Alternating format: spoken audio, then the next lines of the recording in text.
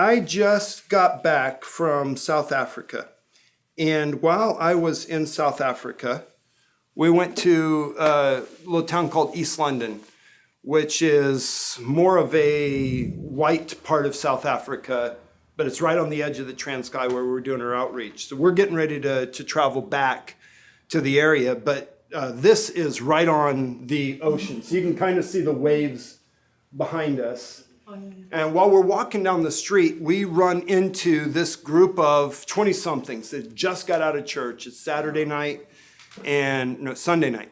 Sunday night, they're all excited. We start talking to them. They find out what we're doing. They get really excited. One of them had just got back from a year at Bethel, and now they're getting even more excited. So I thought, hey, let's see if they've got a dream. So I gave somebody my camera and asked one of the girls if they had a dream. So we're going to play this dream, and we'll hear the dream, and I'm going to pause it. As soon as we hear the dream, we're going to work through it like we normally do, and then we'll start it again after we give our interpretations and hear how I translated it on the spot with this group of people. So if you are watching, welcome to the lab. Listen into this dream, if I can get it on the screen here, and we'll come back and just let you know when to pause your video. So here's our dream. Okay, well, it was a dream.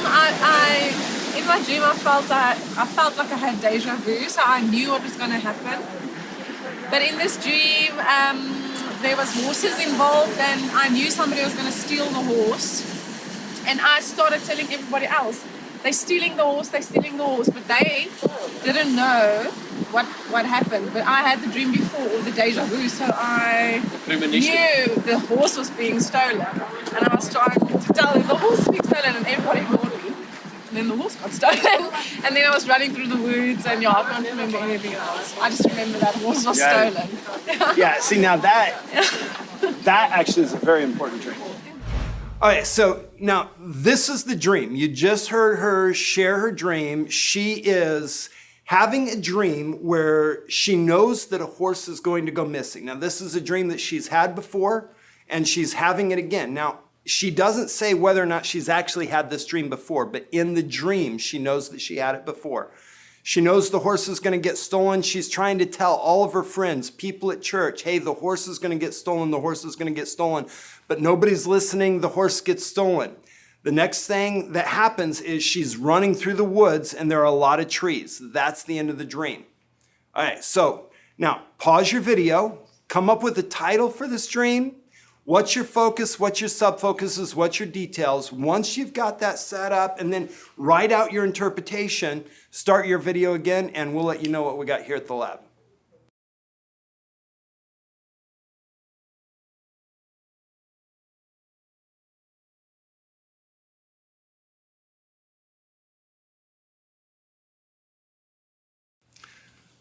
Good to go. So what are we going to title this one?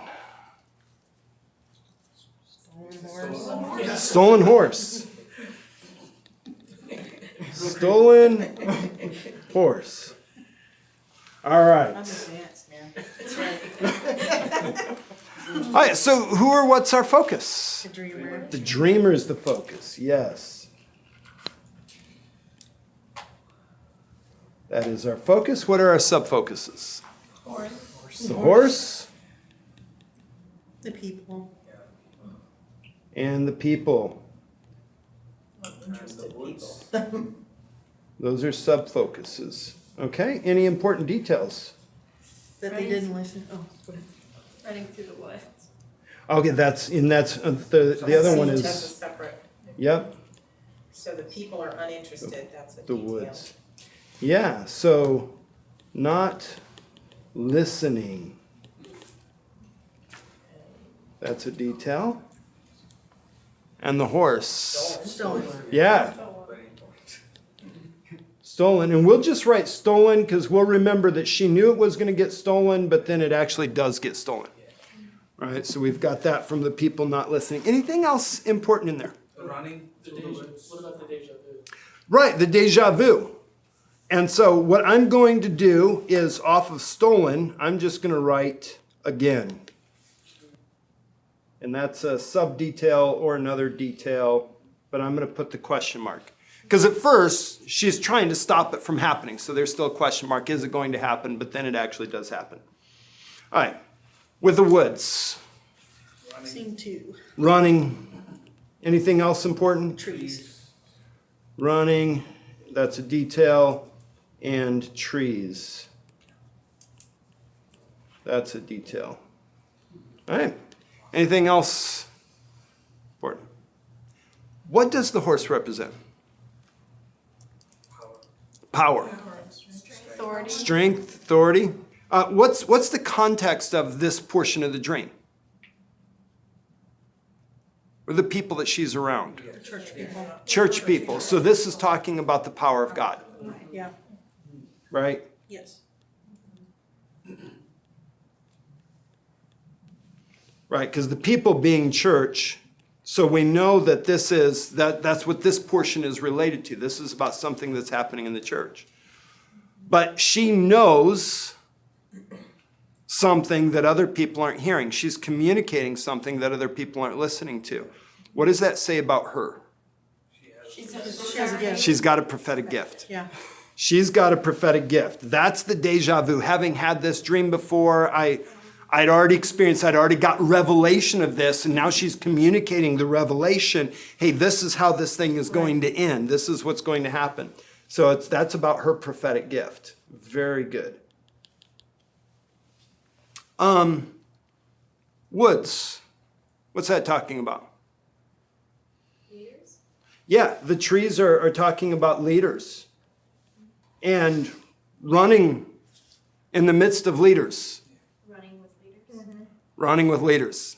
Yeah, she's going to be around leaders. She's going to be in the midst of leaders. Her path is going to be in the context of other leaders and being in the midst of other leaders. There's nothing else happening there for you to put a positive or a negative. It's just saying that she's with leaders. She's not scared. She's not, trying to avoid anything. She's just running through a bunch of Her focus trees. is more the horses being stolen, the horses. Right. Even Yeah. communicating it to you.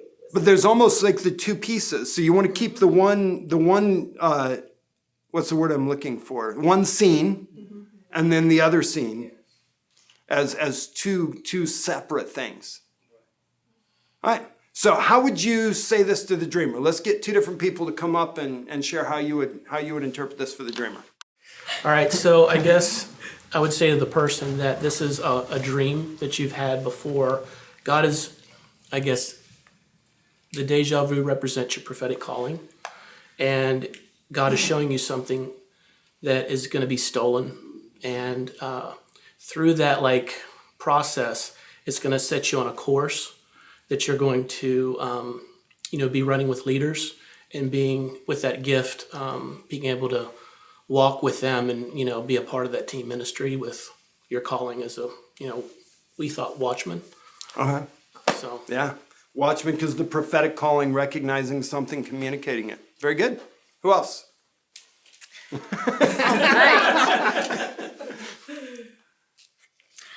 So I would say that you have a prophetic gifting on your life. The Lord's speaking to you about what's going on around you, and the horse represents the power of God, and the power of God being stolen around you, and then also running with the trees as you're going to be running with leaders.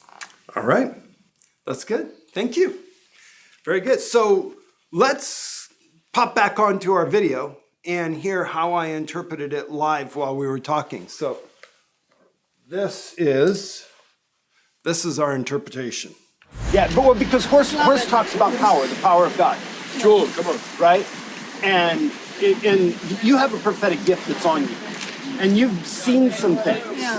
And you actually know some things that have happened that haven't necessarily been told, but you can feel it because you know the patterns. And you know that in the past, when God began to move, that people tried to grab hold and they stole the power. And you're warning your friends, hey, this thing is happening again. We've got to be careful that man doesn't put their hand on God's power because it will steal what God is doing in our place. So that's so good. Yeah. And so that whole thing of running through the woods are full of trees. Trees represent leaders.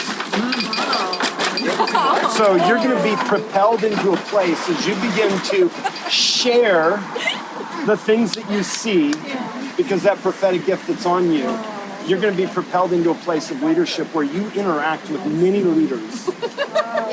You know what she's studying? I wouldn't surprise me if she was studying some type of leadership, but I can tell the gift that's on her has a lot more to do with teaching in the prophetic and being able to open up the word of wisdom so that people can recognize what's stopping them and what's hindering them, what's hindering their organization, what's hindering their church. And so there's It's Whitefoot. When I tell you what she studies. it's almost like there's a consulting thing that's on you and being able to help people to strategize. She's studying a master's in industrial psychology. That's what she does. Yeah, come on. Oh my God, it's so, wow, that's amazing. Yeah, I think God's got a plan for you. No, for sure. I think so. For sure. It was a confirmation dream for her because it was about the fact that she had this prophetic gifting and she was seeing this pattern. And she was like this prophetic voice in her group. But that was only one picture of the greater calling, because it wasn't just warning the people, but that prophetic calling, that's where she's seen it, that's where she's operated in it, but she's going to be running with leaders.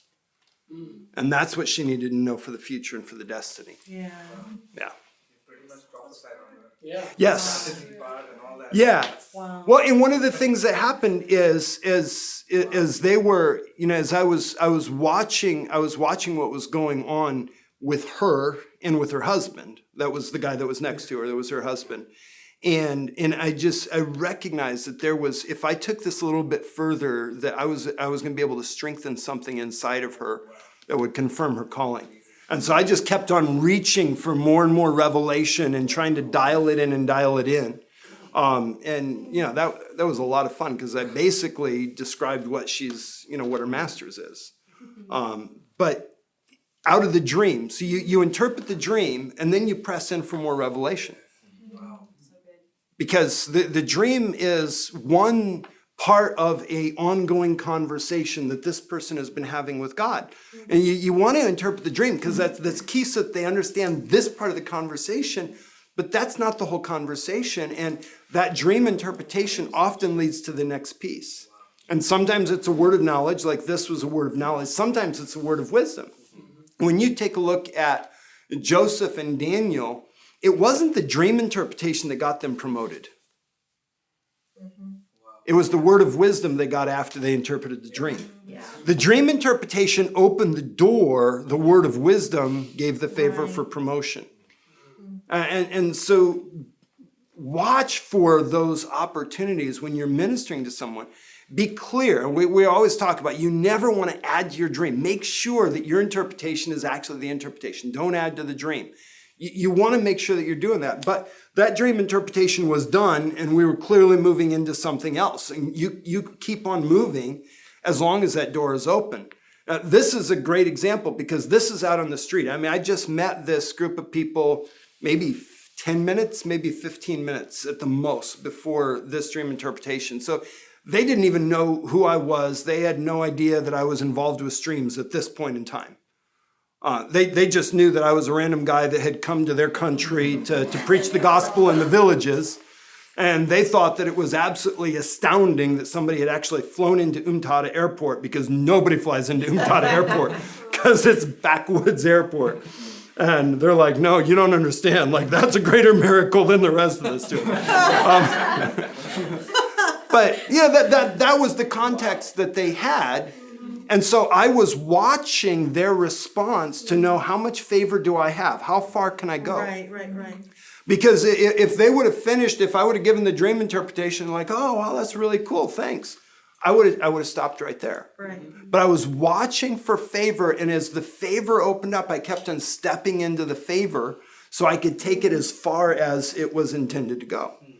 And one of the things you've got to watch is you have to be careful when that begins to happen, because it can almost become intoxicating. Mm-hmm. And if you let it get intoxicating, you can get caught up in the moment and then you go too far and you run past favor and it kind of leaves the person with a bad taste in their mouth. And you come out of the situation like, did I just go too far? You'll have that question. And so you've got to catch yourself. You've got to watch your own heart in those moments so that you don't get too far and don't allow, what's the word I'm looking for? Don't allow their praise is not quite the right word, flattery, Accolades. their feedback, their accolades. Don't allow that to build you up too much. You're looking for favor, you're not looking for encouragement. Get your encouragement from God. You're watching their response to know if you have favor to go further.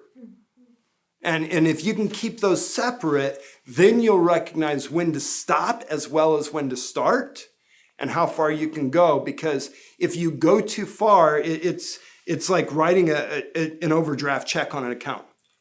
Favor puts deposits into the account, and then you ministering to that person is pulling deposits out of that account. If you overdraft the account, you're left with penalties. And they're not going to remember that as a great experience. They're going to remember the penalties. Now, this is key. I mean, it's a lot easier when it's somebody that is a believer and there's already favor there. They're open to the supernatural. There's already favor there. But when you start walking in an evangelistic setting where you're dealing with somebody out on the streets that doesn't know the Lord, you've got to be very careful with this, because if you overstep favor, you can leave them wanting less to do with the Lord rather than more to do with the Lord. But if you stop at the right time, you leave that positive account, because that account's not yours, it's the Lord's. And so somebody else is going to come around and they're going to be able to make a withdrawal from the deposit that you made. Right. Because time compounds interest. But the less there is in the account, the less interest that's going to grow. So be aware. I mean, this Paul says, I planted, Apollos watered, but it's God who makes the growth. And that's this key. This is what we're understanding, that there's a planting, but there's also watering, but there's God that gives it the growth. Don't be in such a hurry to get a harvest. If you plant seed in the ground and then you go the next day and you expect to get a harvest, you're going to be really disappointed. And if you dig up that seed just to see if there's a harvest yet, you're going to kill its potential to grow. You got to give it time sometimes. So don't be in too much of a hurry. And on the other side, don't miss the door of opportunity that God opens for you. Amen? Amen. Amen. Hey, thanks for joining us for this Dream Lab. We'll see you next time when we do another dream.